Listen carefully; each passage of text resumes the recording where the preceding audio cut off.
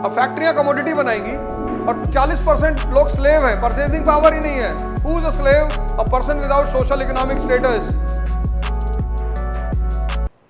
तो feminist movement किसकी वजह से शुरू हुआ? इंडस्ट्रियल रेवोल्यूशन की वजह से। व्हाई? बिकॉज वुमेन बिकेम, अब अफगानिस्तान में इंडस्ट्रियलाइजेशन है? नहीं है। She is not beneficial for anyone. वो किसी के लिए फायदेमंद नहीं है। तो जब किसी के लिए फायदेमंद नहीं है तो कौन लड़ेगा उसके लिए? कोई नहीं लड़ेगा। कोई लड़ेगा? This is called as insight. It improves your observation and develops understanding. This insight, observation and understanding is called as preparation. Studying is not preparation. Studying is not preparation.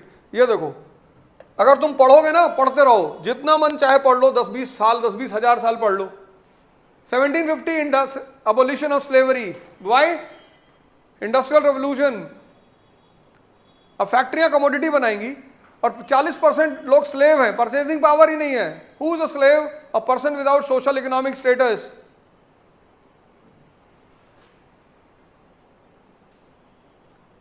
A person without social economic status will be harmful for capitalism. तो capitalism आवाज उठाएगा slavery के खिलाफ कि खत्म करो slavery. 1850s, America becomes a strong economy, and 1850s you will see the rise in the voice of abolition for slavery. 1865 13th Amendment, Abraham Lincoln abolishes slavery system in America.